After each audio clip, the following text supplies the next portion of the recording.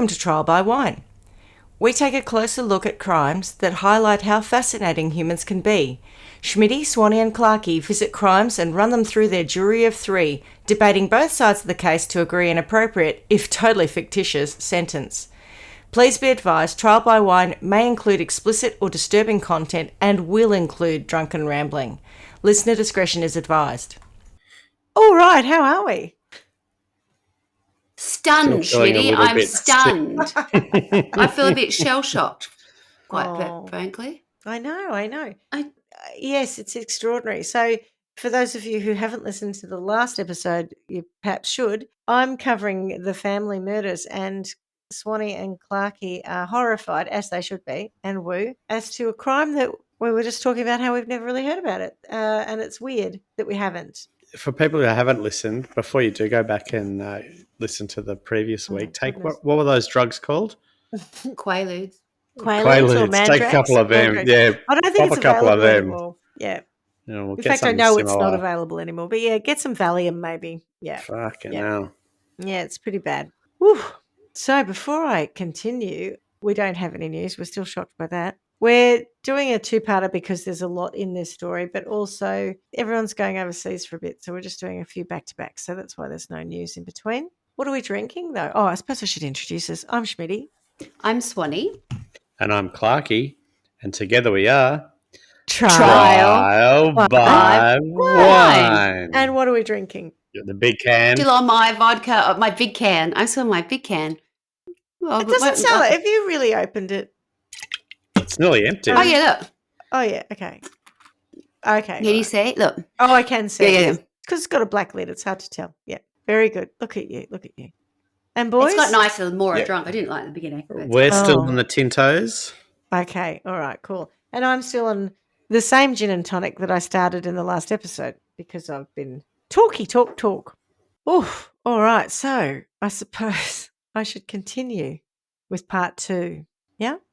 Go on, please do, yeah. But there are some provisos. There needs to be someone who is found. Yes, I don't want to get to the end and find out that we don't know who's killed these people. You'll get a little bit of satisfaction, but not as much as you would like. Yeah. Okay. I'm sorry to tell you. Yeah. Yeah. Sorry. Yeah. And any other provisos or just that one? Well, you did say at the end of last that was the final. Oh, hang on. That was the last death. That was the last murder. Yep. And they had found that body, the boy thing. No. No, I don't think he'd just been abducted. It's just gone in. Okay, so that's right. Because I was going to say I don't remember that. Okay, so we don't know. We can assume that we know what's going to happen to him, but unfortunately, when I finished, he had. Okay, good. He'd just been abducted. The security guard neighbour. Someone had a couple of people had actually overheard it. Yes. Yeah. Okay, so to recap, in the last episode, I told you about the abduction and murders of 4 victims from 1979 to 1983, and we left the episode on the cliffhanger of Richard Kelvin's abduction. If you recall, Richard's story was a bit different to the other victims. He'd been taken off the street and was heard yelling, whereas there had been no witnesses to the other victims. The other interesting thing was that the voices of several men and a woman were heard, leading the investigators to think that more than one person was responsible, which also helped to explain how other fit young men had been taken against their will. It's interesting because I think at times in these investigations, people can get a bit of a fixed idea about the profile of the killer, if you like. And if you recall, initially after Alan Barnes's death, they thought it was someone who was known to him, and it wouldn't have been just some rando. It was almost execution style, I guess, because it was so violent and so nasty. Similar with Neil Muir, like these are so horrific that you kind of think it's personal. Do you know what I mean? Like we've talked before about over the top murders where people have gone to shot someone 15 times or something, and it indicates that there's a personal connection. I want to obliterate this person. At this point, we're starting to think, well, actually, that may not be the case at all if there are multiple people involved in this. So it opens your mind, I think, about the kind of person who's perpetrating these crimes. So what happened then? Because, of course, Richard's dad was, a high-profile celeb on Channel 9, the Major Crimes Unit was given the investigation, and it was an abduction, right? Major Crimes are normally doing excuse me, murders and before rapes. that had not been the case.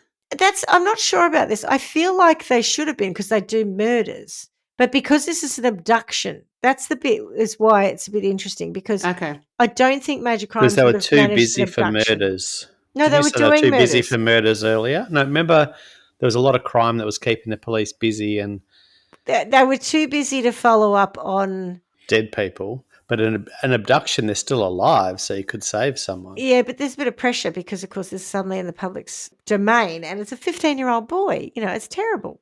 I can't cope with having boys and listening to this episode. It's sorry. really bad. Well, don't let them out of the house ever again. Put a you know, GPS tracker in them. I do, but even still, I've got 2 of them out of the house. I mean, inject a GPS tracker on them so that if anything happened, you could find them instantly. You know, the phone's not enough. I was saying this to Tony today. I want to put a GPS tracker on the dog, like on his collar, and in the cars. And I said, because I'm starting to think that Tony's just going to forget where his car is quite regularly. And he goes, but I've got my phone. I'm like, but you don't leave it in the car. Anyway, I digress. So, as I said, Major Crimes takes over this and it's an abduction. It's not normally in their bailiwick, but they've taken it over.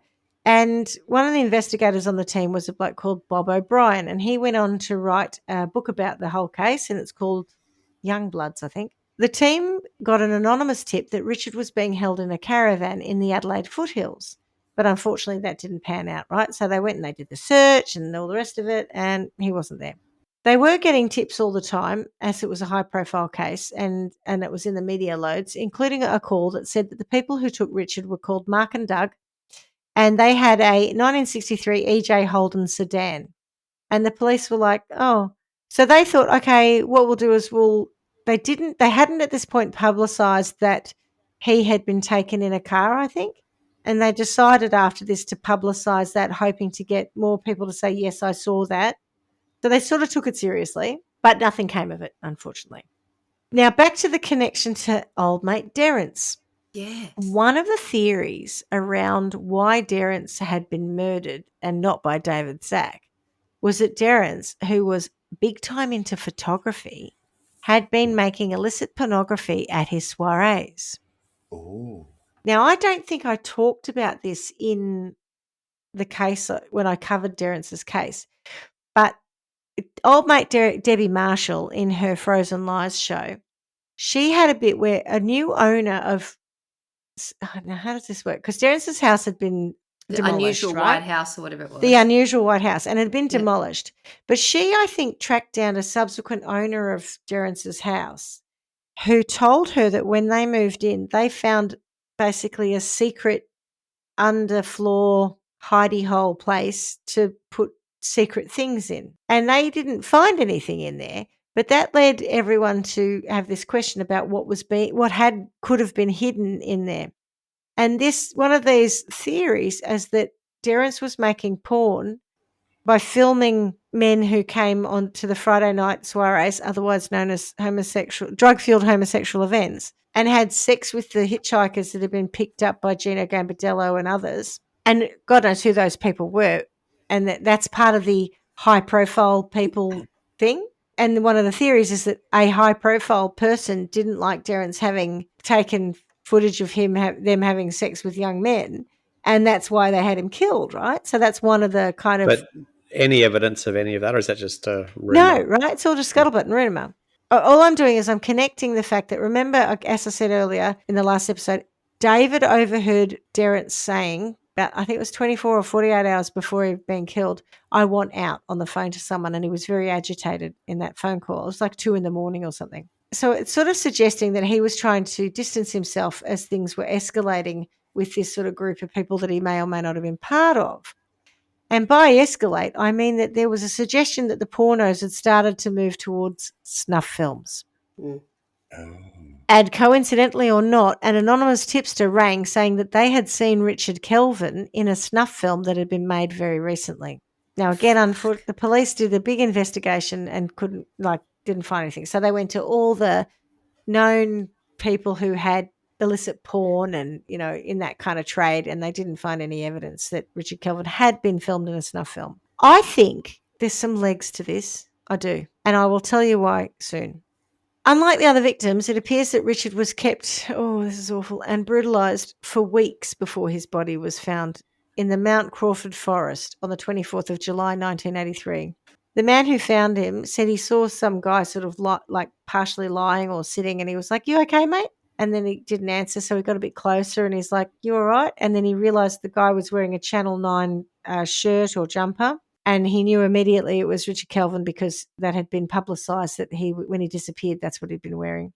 And he was wearing the clothes that he'd been abducted in, and he was wearing the dog collar around his neck. As I said, he was wearing that as a bit of a joke when he was playing soccer with his friend. And I've read on several sites and articles that suggest that it might have been the dog collar that actually attracted his abductors to him. Because remember, he wasn't lured in the same way as the other people were. Richard died, unfortunately, in the same manner as the other victims. The state of decomposition suggested he'd been dead a week or two when he was found.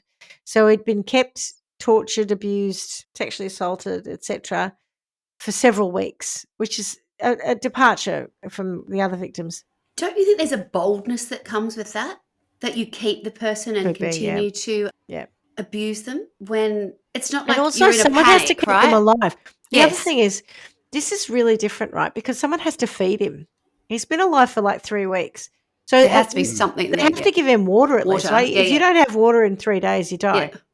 So there is, something really awful, like they're all awful, but oh God, they're holding on to him in a way that in the other, like, if you've committed a crime and you're desperate to cover it up and, get rid of the evidence and stuff, as opposed to keeping it and working with it and continuing to abuse someone over such a long period of time, suggests to me not that you're having trouble getting rid of the body. It's just like you're continuing to enjoy. It's just Or extending be bold. it out. It's like, well, And it might be. I might as well keep you here doing this to you because no one's coming for you and, no one's looking. We seem to be pretty good here on a good wicket. Let's just keep going. And it may well be that poor kid. Whatever Poor it was that they were parents. doing that caused the death of people, they obviously didn't do that for a period, right? So that, it's so gross. Yeah, and the parents, just can't. Anyway. No. Cannot. So another difference between him and the other victims was that he had a high quantity of different drugs in his system, of which some you could only get via prescription, which actually gave the police a new lead for inquiry. So he tested positive for Noctec, Mandrax, Valium, Rohypnol, and Amatal. Doesn't sound like something a 15-year-old generally has access to when they're at home and, no. Well, Mandrax, Valium, Rohypnol, and I think Noctec all did require, maybe not Noctec, but all the others did require a prescription. Not your typical party drugs. No. So at this point, the police finally linked the murders.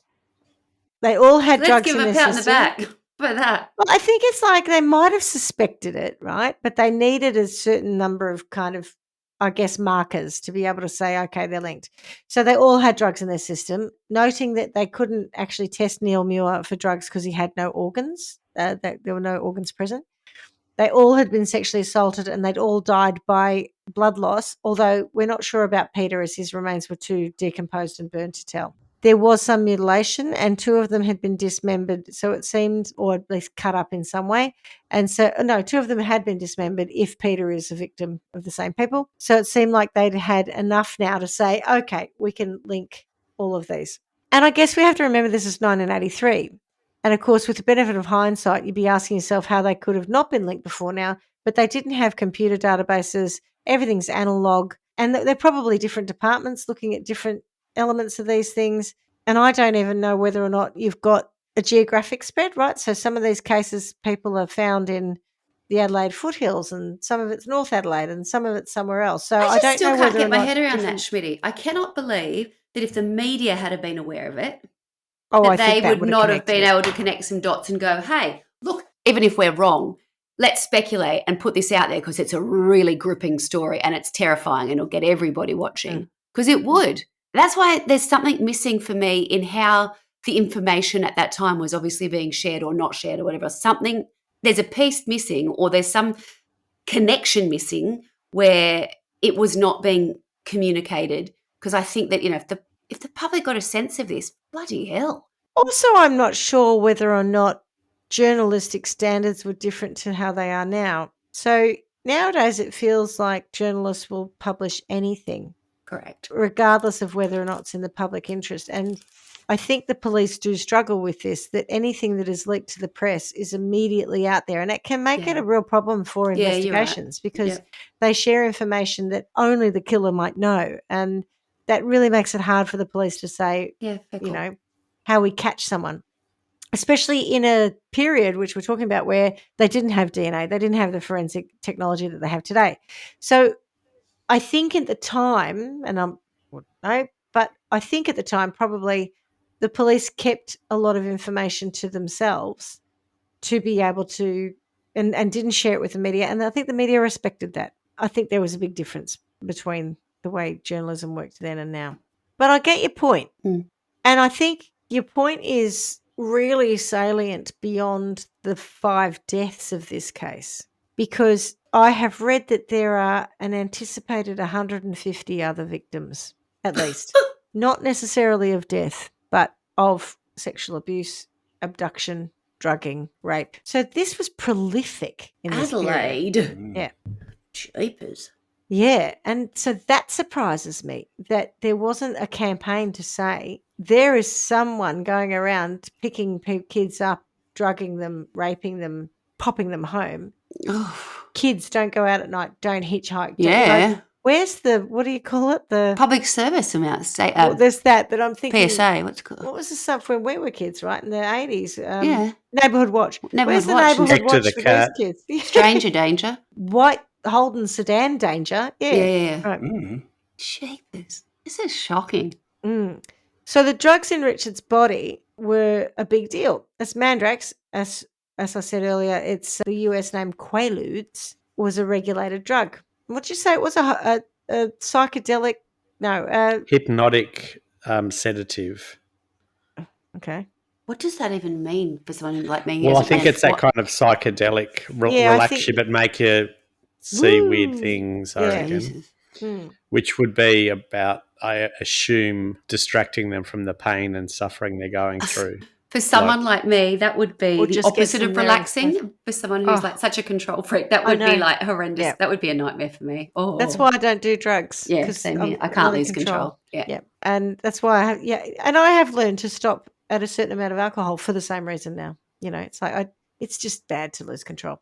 And to your point there, Clarkie, I think yes, in part, but I think it was also just to keep them manageable while they're being assaulted. So I don't think there was any kindness in it. It was more just to keep them quiet. No, I think to keep them going longer is, I guess, what I was thinking. Maybe. That it was the hypnotic part that made me kind of go, it's not just to keep them lying there. You want them distracted and like just, I don't know, foul. Yep. The police now, because Quaaludes was restricted, could look at anyone who'd been registered as having had it prescribed, and they could work through a list to find a suspect.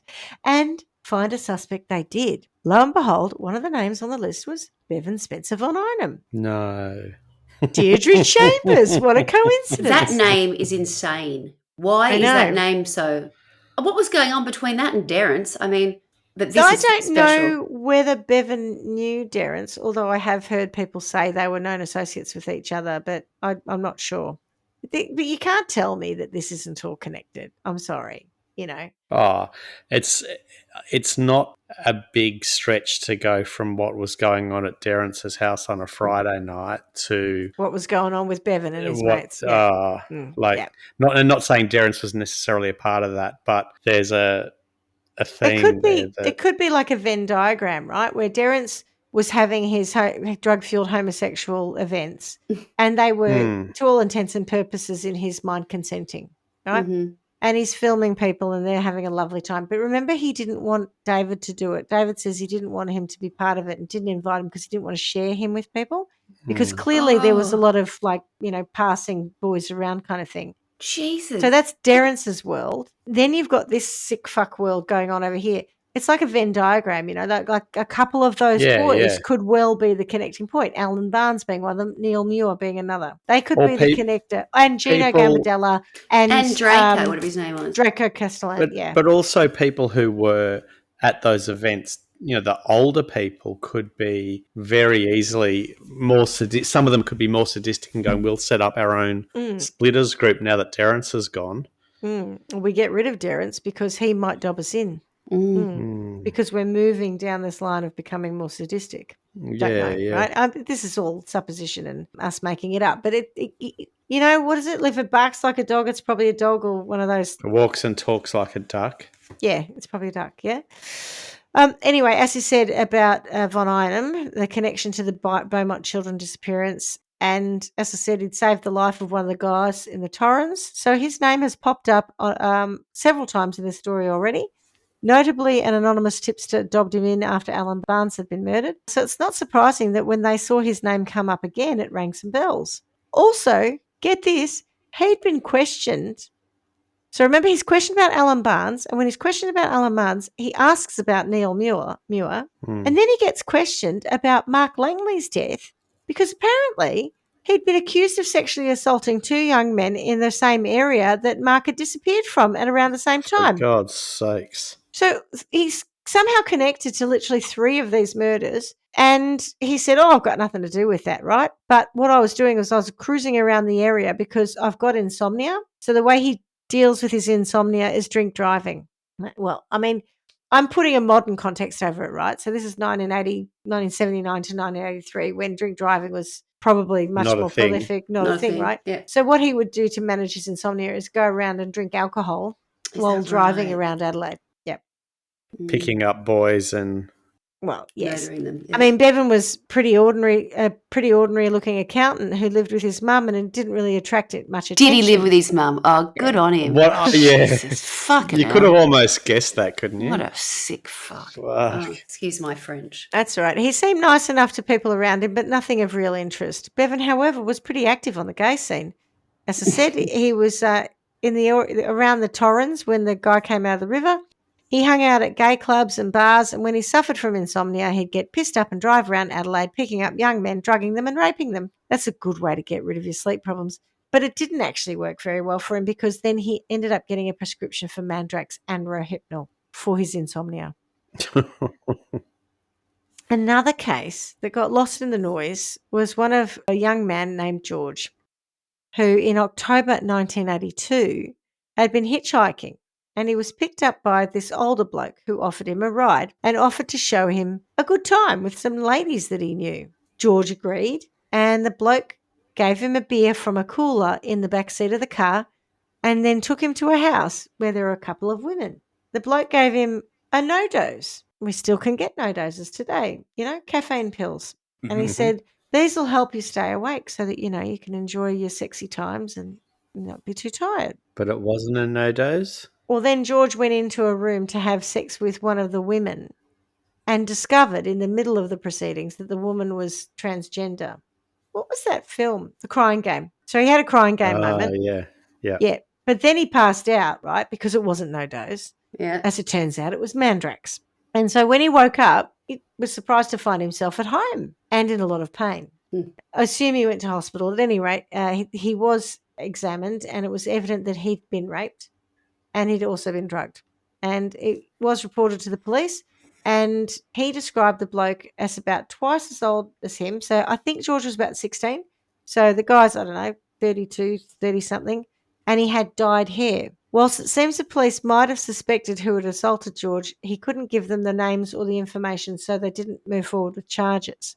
I think they suspected that it was Bevan Spencer Von Einem. Fast forward to 1983, and the police start to link George's case and a raft of other young men who had been drugged and sexually assaulted who'd reported that as well. So all of a sudden it's like, oh, hang on a minute. It's not just the people who've been killed, but this picking boys up, drugging them and raping them has been prolific. And as I said, the number is like something staggering, like 150.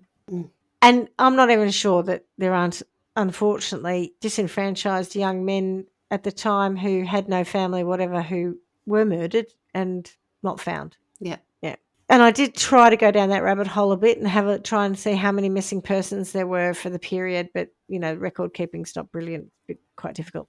So whilst they had yet to prove that Bevan was involved in the killings, the police were pretty darn sure he was. So they started to spring interviews on him at home and work. What did you call it before? Ambush TV. This was ambush police interviews. Yeah. And they were trying to surprise him into telling the truth or tripping up. So, not can you come down to the station and have a chat with us by 9 o'clock tomorrow when you've had plenty of time to work through what your story's going to be? Yeah. So they started also, with... can we embarrass you in front of your mum and your work colleagues? Yeah. Put you under that kind of pressure so you'll break a bit. So they started with, where were you when Richard Kelvin had been abducted? And he said, well, I was homesick because I had the flu that whole weekend and I ended up taking the whole week off work. And whilst he did have a doctor's certificate and he had taken the week off work, it didn't prove that makes he wasn't it even more in a caravan suspicious, somewhere, doesn't it? Yeah. Well, I would have thought so, yeah. It doesn't prove that you weren't busy doing unspeakable things to poor old Richard You'd rather somewhere. hear he was at work every day than... True, yeah. That's a much better alibi than I was at home. God, is it? I had a flu. What? Yeah. Yeah. And what they actually did, what actually I think did happen was he may have actually got another prescription at the same time. But anyway, the doctor's certificate says go home and go to bed. He did say, yes, I have a prescription for Mandrax for my insomnia, but they're for my own use, of course. I wouldn't be giving them to other people. They're for me. The police wanted to search his home, and he apparently at the time they thought he had two vehicles, and so they wanted to search both of his vehicles. But he said, no, guess what? I've sold one of them, and he'd sold it to a family friend in June, which is around the time that Richard went missing. And that wouldn't be that weird if he hadn't repainted the boot of the car before selling it. Who does that? Who repaints the... Like, I'm assuming... I don't paint my car much at all. But the inside, we're not talking about the outside of the boot, the inside of the boot. That's weird, isn't it? That's definitely hiding evidence, yeah. Yeah. So he doesn't come across as the sharpest knife in the drawer, old Bevan, which is part of why people think that he is not some kind of criminal mastermind, but one of multiple didn't people. Act alone. Yeah. So he basically tells the police that obviously he hasn't done anything, and they asked him, have you murdered someone? He said, well, I wouldn't murder someone. That's unethical. And probably Greeks, Italians. Unethical. No, I wouldn't do that. That's unethical. Said that's a no one strange ever. thing to say, isn't it? Yeah. Did you kill someone? Well, no, that's unethical. That's unethical. Weird. But also probably Greeks, Italians or Lebanese had done it, So now he's also being racist. Greeks, Italians. Then again, it was 1983, so, They were still struggling, i.e. the police were still struggling. Did they have any more luck with those prescriptions, or was that all he had was Mandrax, was it? We'll get there in a sec. Okay. Well, they know he's got a prescription for it, for Mandrax and Rohypnol. That's what we know at this point. So have other people, but he's also tied to so many things through all these other Deirdre Chambers co-inky-dink moments, right? Yeah. So, but the problem is they're circumstantial. We haven't got any hard evidence. Mm-hmm. So they're like, we're pretty sure he's one of our men. No, he's involved, but it's like, how do we tie that up to prosecute? So they're still struggling. As whilst there were connections galore, it's all circumstantial. So they go back to that anonymous tipster who called just after Alan Barnes was killed. And I'm quite surprised by this, but they actually managed to locate him. And they It's not anonymous. Well, they must have. Yeah, I know. I don't know how they do it. But they find out who it is and they get them to agree to give some more info. Enter stage left, Mr. B. Mr. B, and he's referred to as Mr. B by everyone because I think his name's suppressed as a witness, was a teenage sex worker in the late 1970s and was a friend of Bevan's, who cruised around with him, picking up young men, blinding them with alcohol, drugging them, and sexually assaulting them. Mr. B's account of what happened was basically a carbon copy of George's account. The guy who said he got in the car and went to have sex with a woman who turned out to be a man and all that sort of stuff. Yeah. And others, because there are multiple other cases where people reported something along the same lines. Mr. B said Bevan had some transgender friends in North Adelaide and they would take the young men over to their house as a location for Bevan and I think others to then assault the victims, and the transgender ladies would get drugs and other favours for their efforts. Bevan also assaulted men at his mother's home when she was away, and I'm not 100% sure about this, but when I was doing the research for Darren Stevenson, which was a long time ago, I feel like I saw a photo of Bevan Von Einem's house, and in my mind it looked a bit like one of those blocks of units where the unit was right at the back. But at any rate, he had a driveway that he could basically drive all the way up to the back of something and unload a body and a person, and no one would have seen it. So he, on occasion, I think his mother was away like one weekend in 3 or doing something, probably playing bridge, Swanee. And he took the opportunity at that time to use his own property to do whatever he was going to do. Mr. B also said that whilst he never engaged in rape or murder or anything like that, Your Honour, he did see Bevan assault 2 young men in a similar fashion to the victims, i.e. insert a large thing up their bottoms. So the police, pretty sure that they're onto the right guy, searched the mum's house where Bevan lives, right?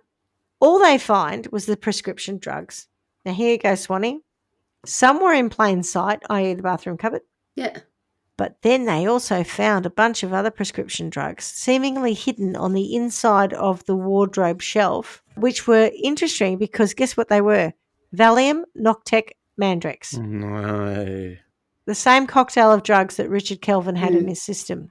Now, nothing else was out of place in the house or particularly interesting, other than there was a large harp there, which Bevan apparently played.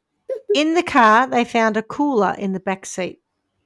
So Bob O'Brien decides to hang around after the search, like go back and see whether or not someone shows up or whatever. And I don't think it was an approved surveillance, but he thinks, I'll just go and have a look.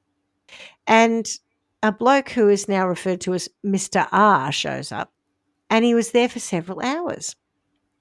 Now, Mr. R is called that because there's a suppression order against using his real name. The police charged Bevan with the murder of Richard Kelvin on November the 3rd, 1983, but all they have on him at this point is the matching drugs. So they keep digging, and they find out he once joked to a co-worker that he'd murdered someone on the weekend. The co-worker at the time was like, oh, that Bevan, he's got a weird sense of humour. Can you imagine? It's like, what'd you do on the weekend? Oh, I murdered someone. Oh, that Bevan, he's a funny one. What a card. It's a real wag. Yeah. So they also look into his known associates, and this Mr. R pops up quite a lot, right? He's described as a businessman who owned a 2-story property, and when they searched the 2-story property, I think the second story of it was pretty much unoccupied, apart from one room that had nothing in it but a mattress. Yeah. So they watch Mr. R. He goes out at lunchtime and he goes to the gay bars and he's trying to pick up young blokes, and he's a bit off-putting, like he's doing cat calls at people and that. But other than that, they don't really see anything else to link him or that's interesting. Now, he had a roommate named, and I had that in inverted commas because I'm not really sure of the type of relationship they had, but I believe they lived together, named Stephen George Woodards, and his name didn't get a suppression order. Sorry about that, Stephen. And he was a doctor who was alleged to have committed loads of sexual assaults and who would eventually be charged for some of them in 2011. So the police start to think that Mr. R, Bevan, and maybe Stephen had got together to drug, rape, and ultimately kill young men, with Stephen performing necessary surgeries to remove evidence. However, they couldn't prove it. They did finally find fibres that linked Richard Kelvin to Bevan's clothing and bedroom carpet, though, and that was extremely significant in the case against Bevan Spencer Von Einem. Now, strangely, Bevan, who up until now had said that he had nothing to do with the disappearance and death of Richard, never seen the kid before, he changed his tune after they said, well, we actually have fibres from your cardigan and your carpet, right, found on Richard. He says, okay, sure, yeah, no, yes, I did see him, but I didn't abduct him. He got in the car willingly with me, right? And we drove around and we had a lovely time, and he just talked about issues that he had with his girlfriend and his school. And apparently that information was actually available in the press at that time. So he could have just read that, the kid had a girlfriend or whatever. Yeah. But you can imagine this, can't you, that this guy, 15-year-old, is picked up by this older fella. Why would he suddenly start opening, and telling him all of his woes, bullshit, right? But this is Bevan's story. And then he says that they went to Bevan's house for more deep and meaningful discussion. And at some point, Bevan hugged him. And then he played the harp for him. And then he dropped him off at a bus stop with $20 to get home. Bevan's story, right, changes his tune because he knows they've copped him with the fibres. But they're like, oh, I just picked him up and we had a hug. So that's him explaining how the cardigan fibres are on him, right? And he came to Perth, and I played the harp for him. And then I just dropped him off at a bus stop, and I gave him $20 to go home. Likely, right? Believable. Yeah. Oh, that's what happened. Oh, thank you for letting us know. That'll make sense. Don't worry about it. Yeah, off Our mistake. You're off the hook. Exactly right. Okay, so it goes to trial with Bevan saying, "No, I'm innocent." But on the November 5th, 1984, the jury found Bevan Spencer Von Einem guilty of Richard Kelvin's murder, and he was given a life sentence with a 24-year non-parole period, which was the longest they could possibly give him at the time. The story doesn't end there, though. The police still think other people were involved and continue to investigate. After all, there are 4 other victims who haven't seen justice. Mr. B, the previous informant, told the police that he'd overheard Bevan and Mr. R talking about making a snuff film of Alan Barnes. He also claimed, which is interesting, he could have been the informant, I'm not sure, who rang up, later and said that that was Richard Kelvin, actually, that someone said they'd seen in a snuff film. He also claimed that Bevan had told him he was the one to take the Beaumont children, there's the connection, in 1966. And also Christy Gordon and Jean Ratcliffe from Adelaide Oval in 1973, Swanee. That's the one I was talking about before. That's another infamous case. Unfortunately, Mr. B wouldn't really give them any detail that could implicate himself, strangely. And though it seemed likely he'd been involved in some of these crimes, he didn't give them enough to be able to nail anyone. And he starts to become an unreliable witness when he starts to say, oh, and by the way, he also killed this person and these people and these people. Not to say that he didn't, but there's an MO here that doesn't fit with the Beaumont children or Christy Gordon or Jean Ratcliffe, unless in his earlier years, he was part of some kind of pedophile ring and he was procuring children for pedophiles. But it doesn't feel quite the same. Do you know what I mean? There's a young men, hitchhikers, like they had a real kind of a type that they went and got. Anyway, Mr. B's sister also spoke to the police, and she was prepared to testify against Mr. B, because Mr. B had told her, which she then told the police, that he'd been part of the abduction and murder of a young man and he had thrown him off the bridge. But, of course, hearsay isn't enough to charge someone. And whilst they were trying to take Bevan Spencer Von Einem to trial for the deaths of Alan Barnes and Mark Langley, they couldn't get it to stack, right? It was going to fall apart. I mean, Mr. B's own sister was going to testify against him to say that he'd actually been part of Alan Barnes' death. So their number one witness, it was all fucked from a prosecutorial perspective. Since then, several others have come forward saying that they were around at the time that Bevan was luring young men into his car, drugging and raping them at locations, but they didn't have anything to do with the murders. Look, in fairness, Von Einem himself says that he definitely did drug and rape kids, but he never murdered any of them. He wasn't the killer. Not to say that he was or wasn't, but that's what he says now. Look, yeah, I drugged and raped them, sure, Yeah, but I didn't kill anyone. Yeah. And it's interesting because there are a whole series of other names that sit around this case. And I was getting to that point where I'm like, how much more do I put into this? But there are moments where people witness things and they've come forward. Like there's this one guy who talks about he was in hairdressers and this Bevan Spencer Von Einem dyed his hair. Well, sorry, he went to a hairdresser who dyed his hair, and the hairdresser's name was Dennis St. Dennis. And Dennis St. Dennis was also homosexual, is in the gay scene. And no way. I can't remember the name of the person. First time for everything, hey, Swanee. It's surprising, isn't it? I can't remember the name of the person who witnessed this. It wasn't Neil Turter. It was someone, anyway, who was in this hair salon, and he overheard Dennis St. Dennis and Bevan in a back room.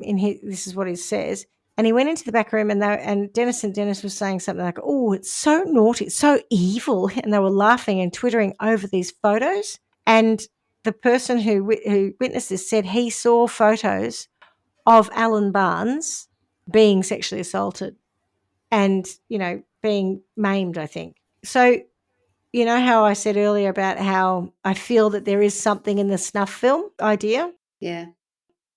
That's what makes me think that.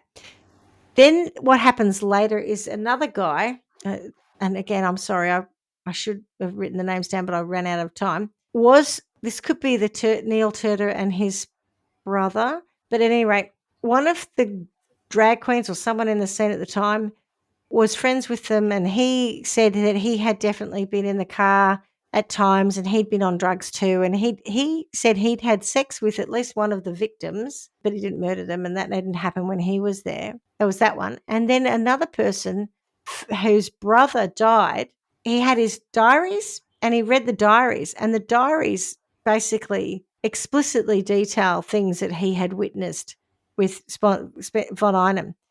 What's interesting is those diaries do name these other people that are associates and that the police think were part of it, but they've been protected through these suppression orders. And I don't really know why. And my old mate Debbie Marshall, she actually managed to get a couple of those suppression orders lifted, which is, I think, why we know some of the names now, but not all of them. So the prevailing theory is that Bevan Spencer Von Einem procured young men and he and a group of others raped them. In the case of the victims, they think that someone in the group went too far with their sadistic sexual predation and killed the men, requiring someone else to clean up the scene. So Mr. B, whose sister says that he said he threw him over someone over the bridge, may have been called in to help clean it up. And remember, Derrance, it's a good possibility that someone went and cleaned that scene up too. So the term family murders came from one of the investigators who apparently said they needed to break up this happy family, as the police did think there was a group of people perpetrating the crimes. Following further investigation in 2008, the police think Mr. R, Stephen George Woodards, and Mr. B are definitely people of interest. And other characters such as Dennis St. Dennis, who I just mentioned, the drag queens, the transgender ladies as well, they're all often dragged into the sordid mix. Von Einem is still in jail for his crimes, pretty much still saying he's innocent of murder. And he's one of those nasty, manipulative shits who won't say anything, helpful. He just likes to act like he's got some position of power. He's just a real narcissistic dickhead, unfortunately. So they haven't been able to bring closure to the families of the victims. And given that no one else has been formally charged, that, as it stands, is the story of the family murders. It's a lot, isn't it? Not happy. I know. Sorry about that. I want to know who's cutting tattoos off people and then still shoving their limbs in their chest cavity and then sticking them in plastic bags, getting rid of them. Who the fuck is doing that shit? That is just so macabre. I can't even... Stephen George Woodards, perhaps? I don't know. But was he the cleaner-upper guy or is he Well, he was a surgeon, or was a doctor. And so they sort of think, well, maybe he was Are they still alive, these people? Help. Mr. R is still alive. Mr. B is still alive. I think Dennis is dead. Are there still people working on this stuff? I believe the case is still open, yeah. Or some of the cases are still open, yeah. And nothing with DNA has been able to help because all the bodies were washed or whatever? Yes, there was... Well, I don't know, but I assume that because the bodies were washed, it would be pretty hard. But also, this is 40 years ago, 50 years ago. Because they're found in their clothes, so you'd have to think that there's something... They were possibly. I think whoever took them stripped them pretty quickly, washed and there was some, and they don't. This is why they don't think that it was just Bevan on its own, because he doesn't seem very smart, himself. So they think that someone else who had a fair degree of intelligence and was a bit more meticulous probably helped to finish the job. And there was something about either in the diaries or in some of this witness testimony where people overheard Bevan saying things like, "Oh, I've got to go. I'm going to commit. Do you want to join me with some surgeries?" or things like that. And so, there's a lot of scuttlebutt, but there's very little kind of forensic evidence. That's a difficult part of it. I can't find anything about Dennis St. Dennis being alive or dead. Sorry, Swanee, can't help you with that one. Dennis St. Dennis, his parents need a long hard talking to. So Dennis doesn't have a place in Paris, I think. I recognise it as a name somewhere in France. Basilica of St. Dennis on the Seine. There you go. There are a few that are dead, and I think they were connected to the drag queens, maybe.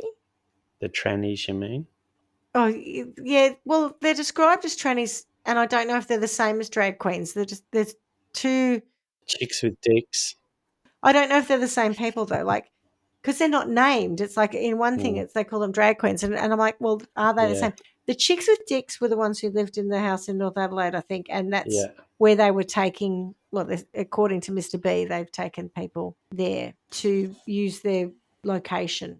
I'm going to have nightmares tonight. This is awful. What a weird world to be in, those people doing that sort of shit. Because, I mean, there's the people doing it, but then just to be in and around that would be, I'm always shocked at how these people find each other.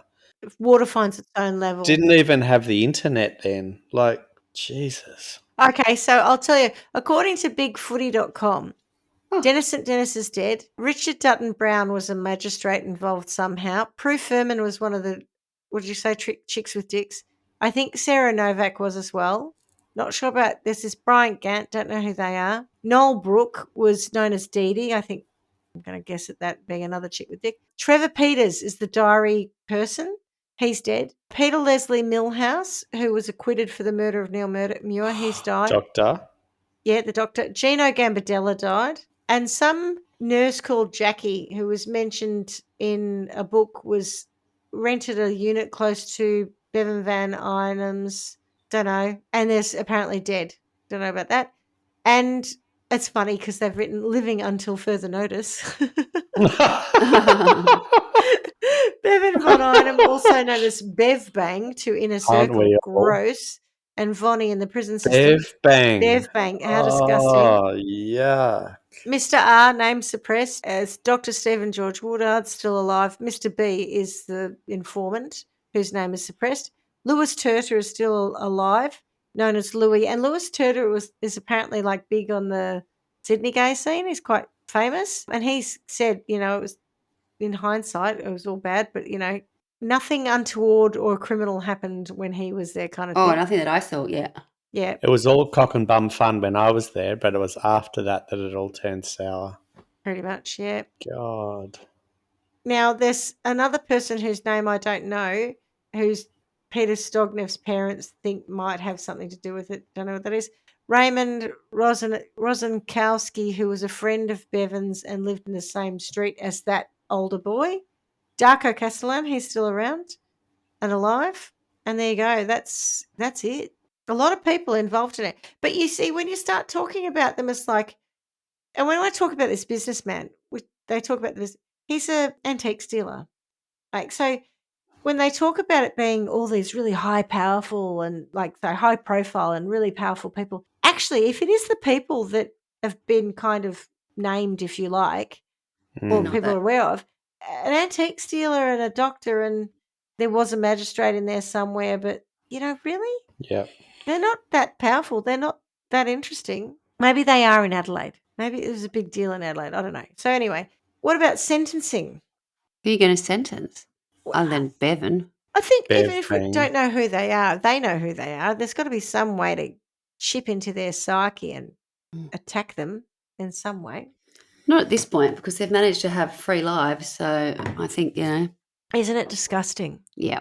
50 years on, 45 years on. 45 years on. Yeah. And they're still, yeah. I assume remorseless, Oh, yeah. Now they're just probably sad old men, but. Yes. Oh, yeah, 100%. But it's just, God. That is so heavy. I know. And I think that what really gets me is that, well, I've already said it, so I'm only repeating myself. That's okay. In our lifetime. Therapy. In our country, just so bad. Awful. And I'm not even sure, like if you were to find out the true extent of it in terms of the number of people who were not murdered but were assaulted, I think it's quite prolific. Yeah. When you go down the rabbit hole on this and you start looking at various YouTube things, like I was looking at another podcast, people comment, like in the comments. Yeah. And there people go, this happened to me. And they'll tell a story like they are one of the victims. And who knows who's actually writing that, right? Yeah. But some of them must be right, yeah. Far out, it was, oh, yes, that happened to my cousin, I'm like, shit. It's like a bunch of John Wayne Gacy's all found each other and decided to have their, weekends. Yeah. Weekend at Gacy's. Week at Bevan's. Oh, what, Bev Bang? Yeah. Weekend at Bev Bangs. Yeah, God. What the fuck? I mean, do what you want consensually. Oh, but no, this is just revolting. It boggles the mind. Oh, so it is hard to sentence because you just think, I don't, to your point, Swanee, like you just want to take it all away from them, take everything away from them. Yes. Take away that time. You didn't get to have that life that you took from these other people. Like you don't get to have any of that. I don't know. How do you eradicate these individuals? And you go back through a timeline and you eradicate them. It's a shame. It's on many levels. But imagine if they had been able to find the group of people who did this and make a massive public sort of declaration of what they had done. That they were absolute animals to do what they did to these poor young men who just, kids. Kids. Yeah. Kids. Alan Barnes was 17. Richard was 15. I know, right? Peter was 14. They were kids. It's just so wrong. Neil Muir was the kind of standout a little bit because he was 24. But even Mark Langley was 18. Those four were very young. Neil Muir was when I say standout, the odd man out a little bit. Yeah. I know that this sounds like I'm blaming the police, and I'm really not. But for crimes of these natures, and given all of the things that link them, we should have a number of names that are coming off the tip of our tongue because we've known about them our whole lives, right? Because these are the people who did it, and they are the darkest people in Australian history. That kind of thing, we should be able to go bang, bang, bang, that or whoever it was, and sort of burnt into our brains these sickos and what they did, and they got caught. This is what they did, and instead we're going, oh well, this conversation was had, and this. It's like, oh God. It's just not enough, is it, for what's gone on with those poor kids? No, I do think, and I haven't covered it, but I do think there are also a couple of connections to other sexual predators who have been arrested since, not specifically to the victims of the murdered victims, but to other victims. So it was some kind of a ring almost.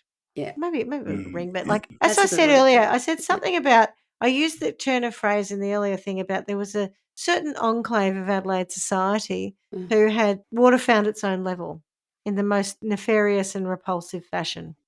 Clarkie? Oh, I don't know. I'm a bit like Swanee. It's hard to kind of pin down.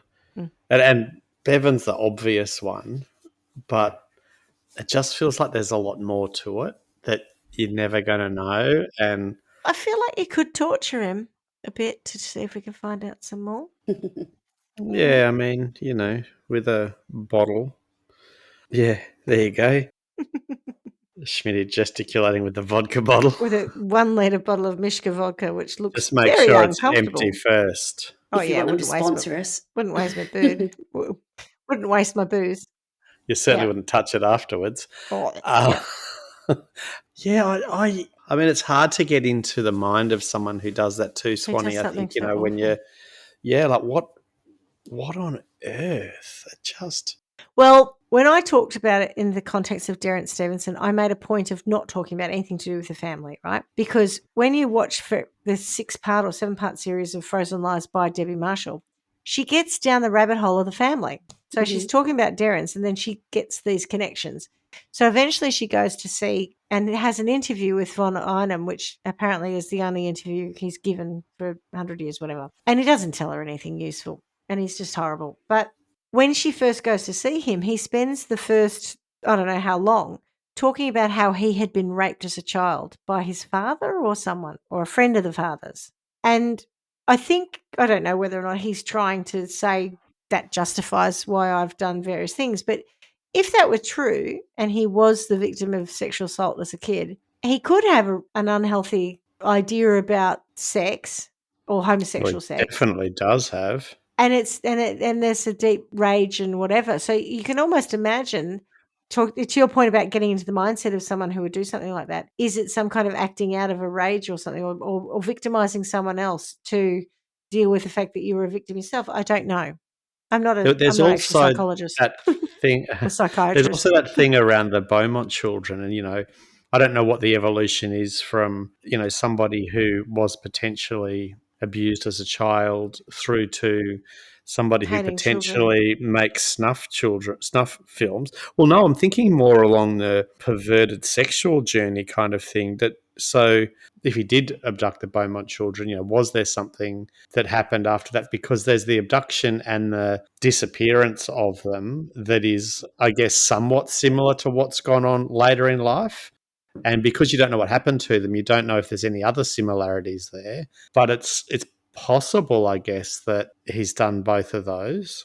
Oh, it's possible. I just feel like, and I could be wrong, it depends on what the MO really is. Like, I feel like my idea of him was more that, he started to get pissed up and drive around and have, sexual fantasies about people. At some point, he finds it easy to pick up a hitchhiker and drug them and whatever.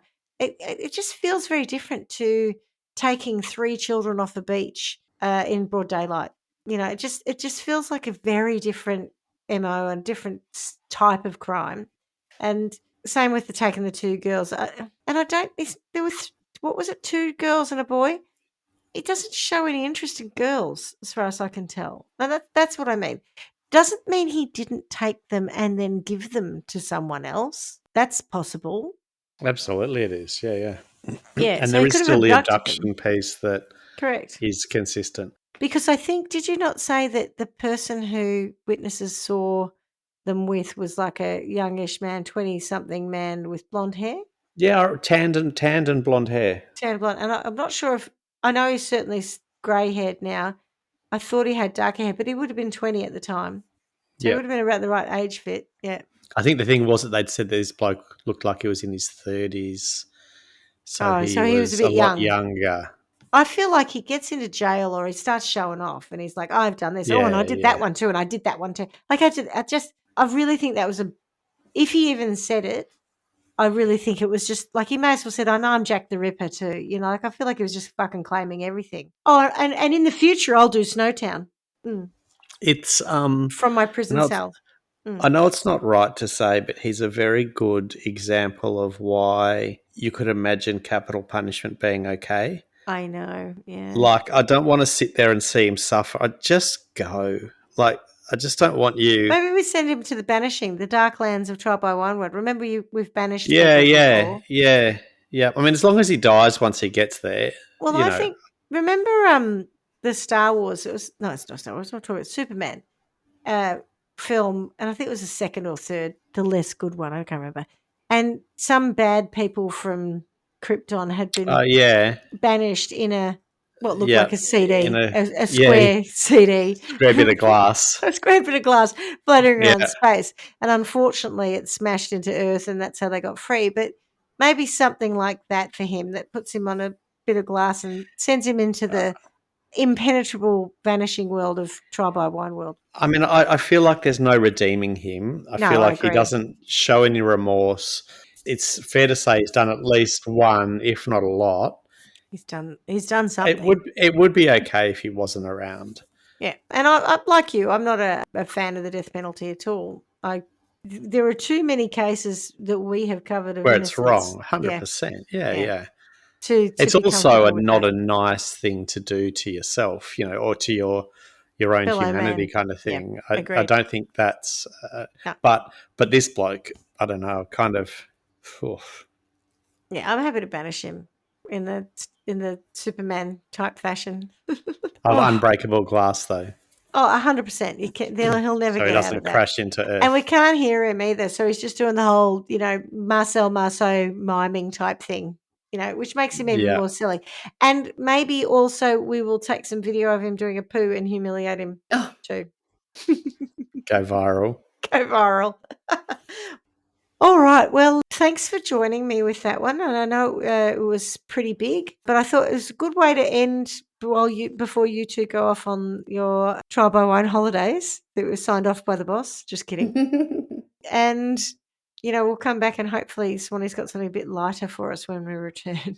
I'm looking forward to going to sleep tonight.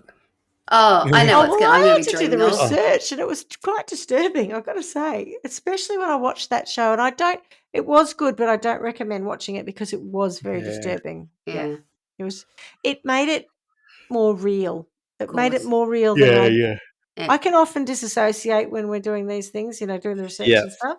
Yeah, and be you clinical about it. This was, awful. So, All right, well, on that note then, as we say every week, miss you already.